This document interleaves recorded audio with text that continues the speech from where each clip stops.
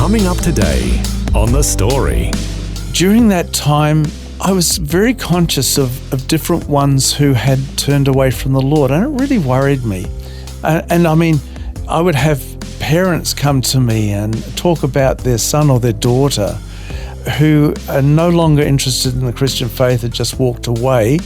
So it was a growing concern. The Story. G'day, I'm Jimmy Colefax. Welcome to The Story. Well, our guest today is once again Keith Glasgow, who's the author of the book Exit, Turning from Following Christ.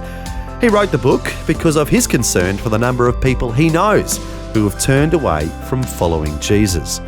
Also, he can relate a bit because, as we heard last time, he walked away from following the Lord for a while himself in his much younger years. Today, we'll hear more of Keith's life journey and how the Lord has been working in his life and has given him a heart for those considering exiting their faith. Once again, Keith Glasgow is chatting with Eric Scatterbo in our Melbourne studios, and we'll pick up the story as Keith has begun doing ministry work and sharing the gospel throughout New Zealand. I started for 12 months doing that, and then I realised that I really need more practical training. So it was a God thing how it all eventuated, but I heard about and was led by God to go to USA to do an internship in a big church there with a lot of practical training and going to university campuses and sharing the gospel and things like that.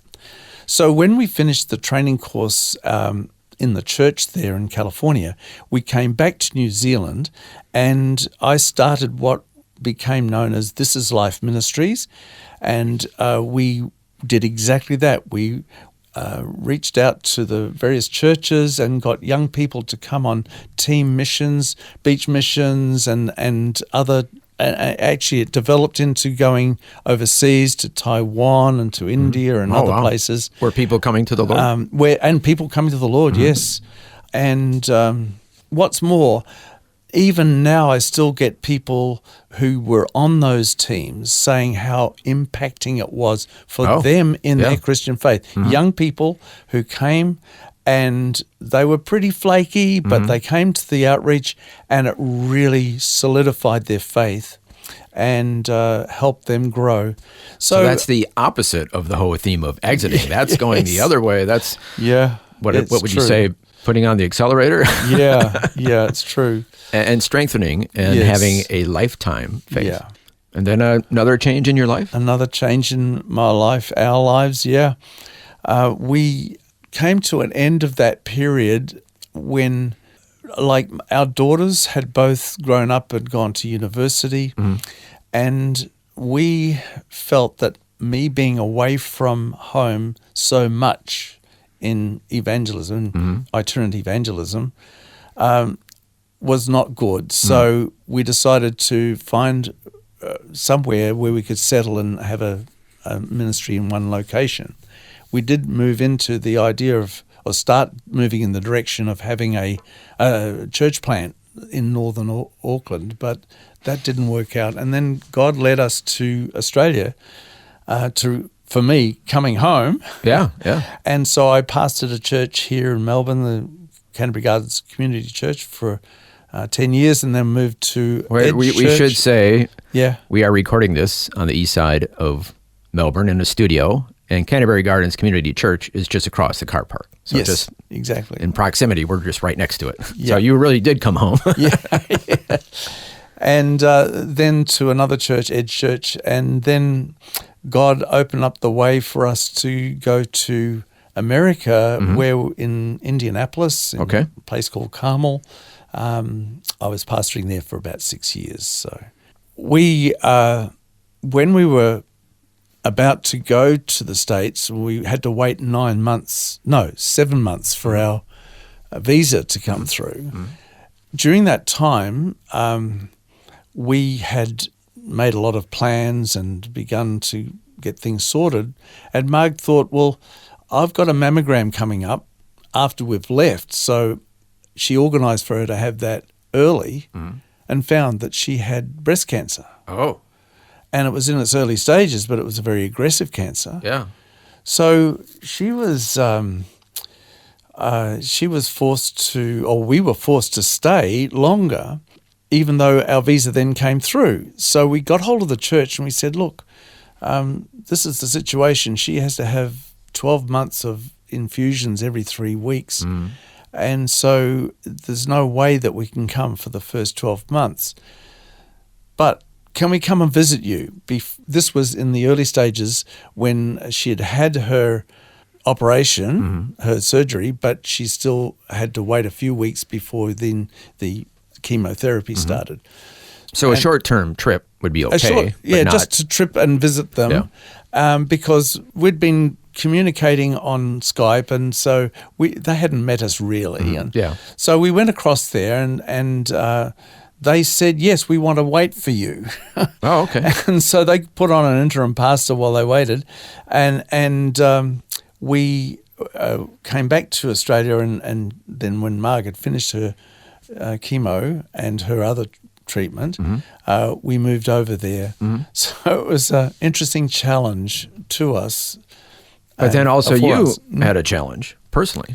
Yeah, well, then only a couple of years after that, after we'd moved there, Marg was proofreading for our daughter, Kim, whose business was medical.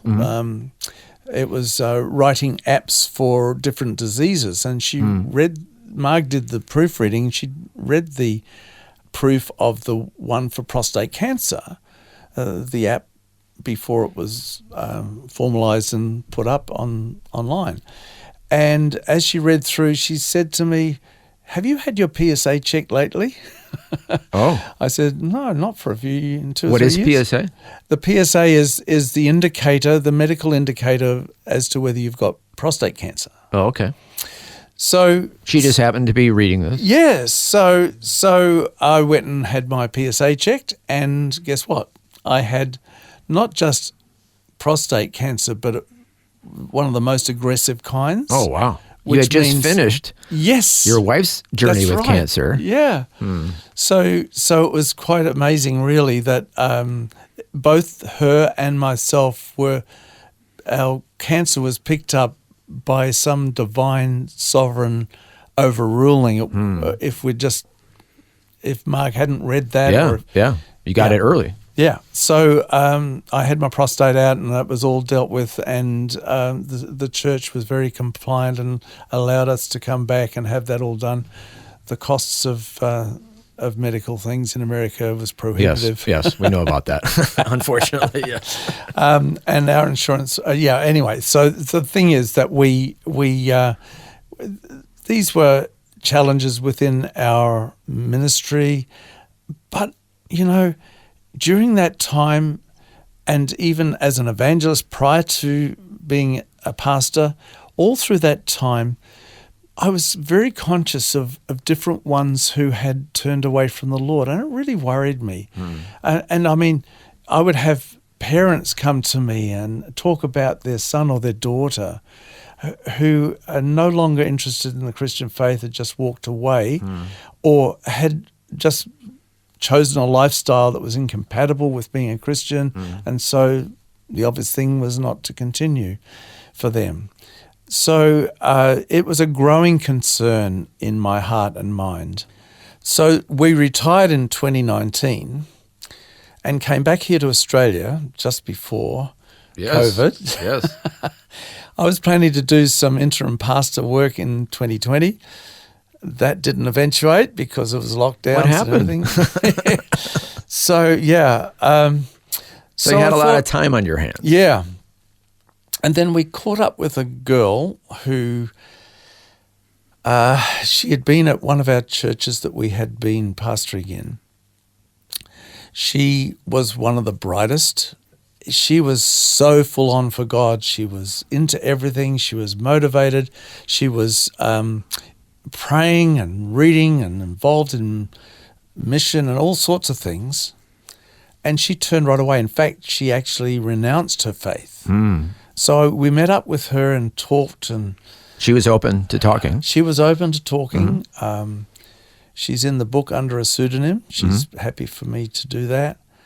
And it really cemented in my mind and my heart that I should write a book. I've got the time now, I thought, with 2020 being what it was with COVID. The lockdowns and everything. Let's do that. So I then reached out by email to a lot of people and said, tell us your story. Or if you know somebody, and then people back in New Zealand, people in America, and people here in Australia that I knew of, I was able to get quite a few stories, and so I've included those in the book because under pseudonyms, but it's really important to have a book where people can read and relate to the stories of others that they can identify with.